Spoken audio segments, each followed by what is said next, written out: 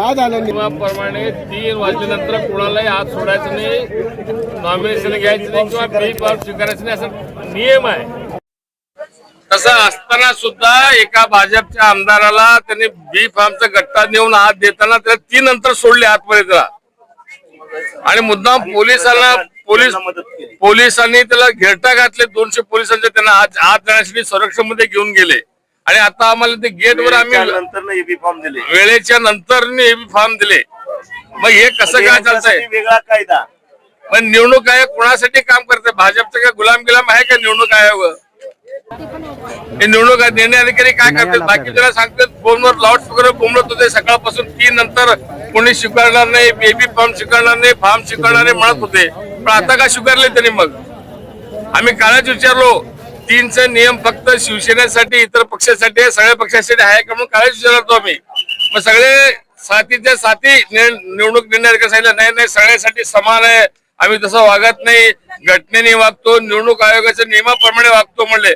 पण आता कुठं आज दिसलंच नाही ते वागणं. ते आमदार कलेक्टरने आता स्टेटमेंट दिलं आहे की आम्ही कोणत्याही एबी फॉर्म वाटप नाही केलेले आहे, आम्ही फक्त चर्चा करत होतो आणि विरोधकांना ती गैरसमज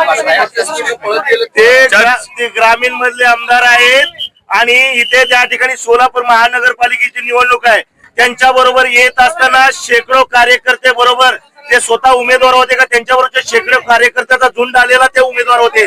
म्हणजे यंत्रणेवरती दबाव टाकण्यासाठी कोणी आमच्या पक्षाचे किंवा इतर पक्षाचे अर्ज भरायला आले त्यांच्यावर दबाव टाकण्यासाठी ते गुंड घेऊन आलते का एबी फॉर्म घेऊन आलेले ते आमच्या जिल्हा प्रमुख अमोल शिंदेनी अडवलं आणि सगळ्या पोलिसांनी त्यांना कडक करून वेळेनंतर एबी फॉर्म दिले. म्हणजे नक्की यंत्रणा कुणासाठी काम करते?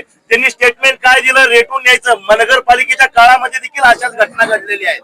त्याच्यामुळे 10 वाजेपर्यंत चिन्ह त्यांनी ठिकाणी दिलेलं नाही. आम्ही बोलत उभं असताना 200 पोलीस कशासाठी लागतात बाजूबाजूला? पोलिस बरोबर गप्पा आपल्या सकाळी मित्र नाही, मित्र शत्रू तो प्रश्न नाही की कायद्याचा नियमाचा प्रश्न आहे. नियम सगळ्यांना लागू व्हायला पाहिजे. मैत्रीपूर्ण लढत आहे, मैत्रीपूर्ण लढत आहे, पण मैत्रीपूर्ण तारखेनंतर ना त्या गोष्टी.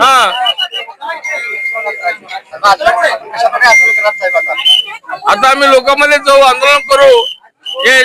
या पद्धतीनं जर का डेमोक्रेसी लोकशाही जर चिरडत असतील तर हे लोकांची काय कामं विकासात्मक करणार आहेत? अशा पद्धतीने शासन चालवत यांच्याकडनं भविष्यात काय अपेक्षा करणार आहेत?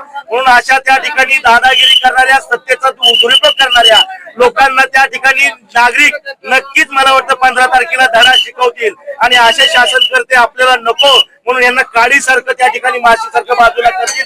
याची किंमत मला वाटतं त्यांना येणाऱ्या 15 तारखेला नागरिक, मायबाप जनता, मायबाप मतदार राजा दाखवल्याशिवाय राहणार नाही.